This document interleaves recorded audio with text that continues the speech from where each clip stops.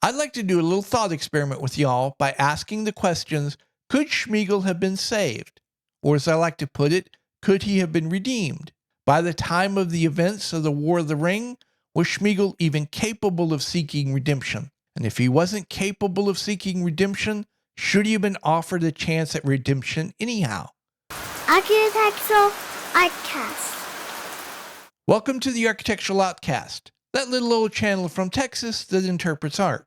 In my previous video, Samwise Gamgee's a Jerk, link in the description below, I talk about the moment Sam interfered with Smeagol's last chance at redemption. Sam, Frodo, and Gollum try to sneak into Mordor by climbing the stairs of Cirith Ungol. They're tired and exhausted, so the two hobbits take a moment to rest while Gollum goes ahead to scout. When Gollum returns, he finds the hobbits sound asleep. They look peaceful, innocent, and vulnerable. They look like what they really are, two little hobbits in way over their head. The evil light goes out in Gollum's eyes. Smeagol returns, and he looks like a tired, old, worn-out hobbit who's lived way too long. Smeagol knows what the ring is capable of doing to a person. He sees Frodo do something he never did, maybe even never thought to do, fight the ring. He sees the price that Frodo is having to pay for that fight. Smeagol feels compassion for Frodo. And then Smeagol's conscience chooses that moment to rear its ugly head. Smeagol begins to debate with himself whether he should betray Frodo or not.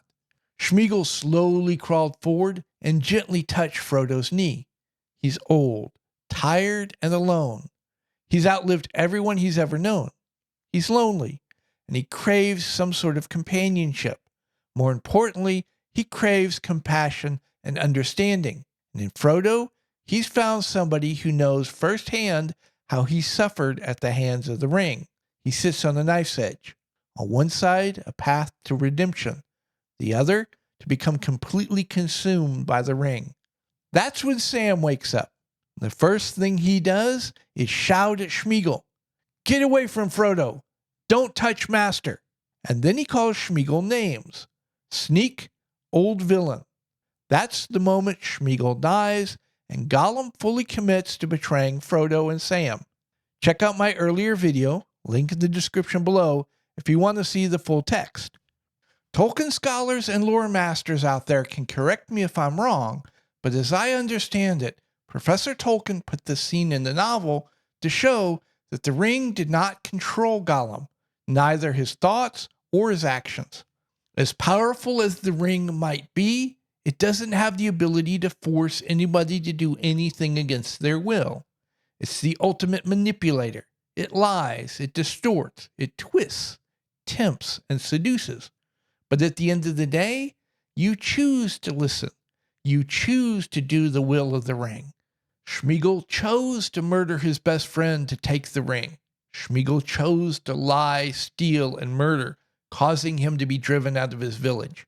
Smeagol chose to flee to the roots of the mountain, where he chose to let his mind fester with hate and resentment. Smeagol chose to leave the roots of the mountain in pursuit of the ring.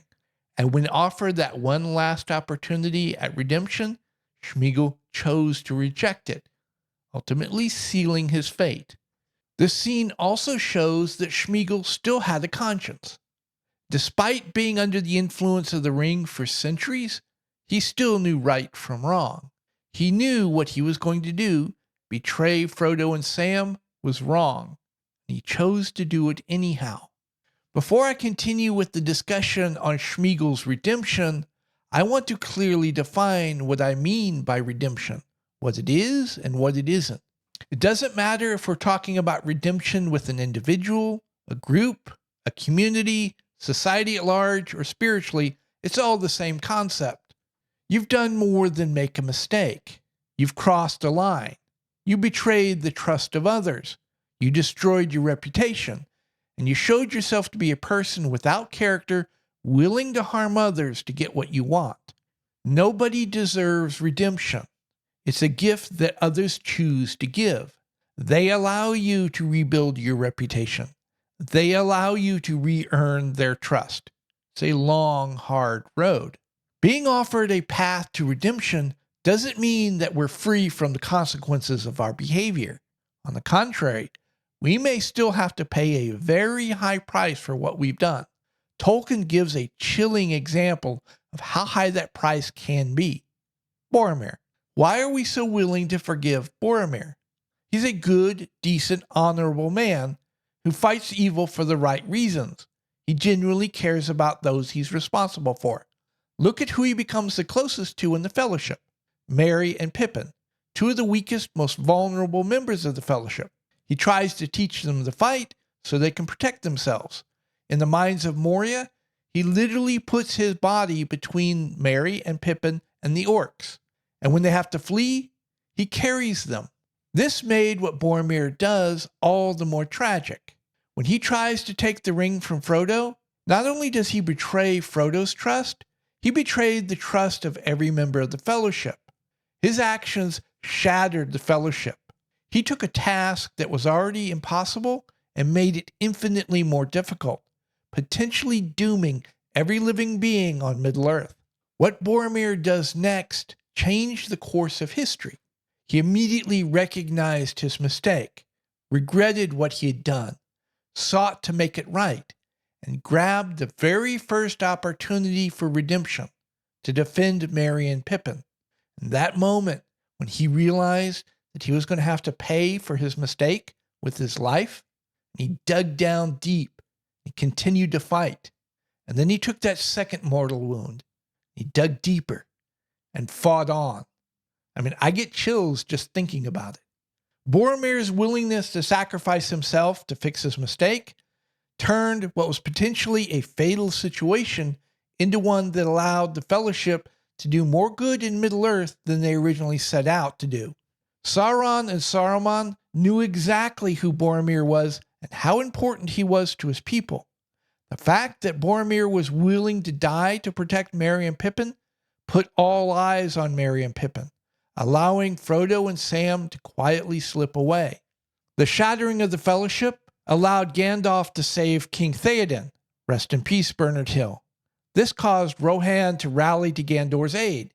It allowed Aragorn to shine, proving to Middle-earth he was the return of the king. It allowed Merry to meet Éowyn. The two of them were able to kill the Witch King. And it allowed Pippin to save Faramir's life. Talk about redeeming yourself in spades. Human nature, we love a good redemption story. And it doesn't hurt that Boromir went out like a badass. It becomes easy to forgive him his mistake. Make no mistake, Smeagol is a bad dude. He started his relationship with the ring by cold-bloodedly murdering his best friend to get the ring.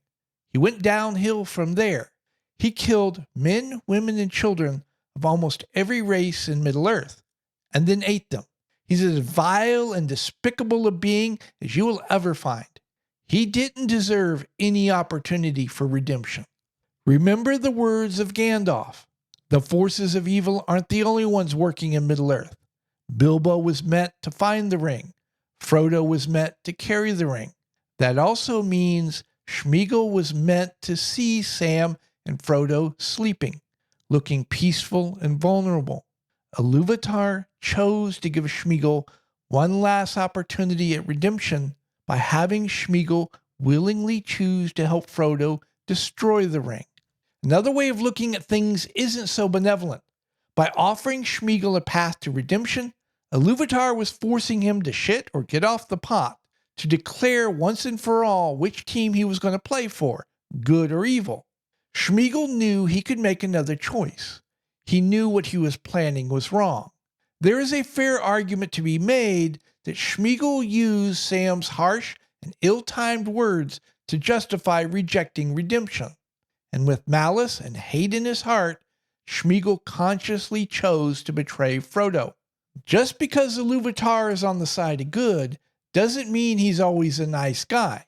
Remember the words Gandalf spoke to Pippin during the siege of Gondor. Death isn't the end. It's just the beginning of another journey. Kinda makes you wonder what type of journey Ilúvatar has in store for Smeagol. Ugh. Frodo saw in Smeagol what he could become, and Frodo chose to try to help redeem Smeagol.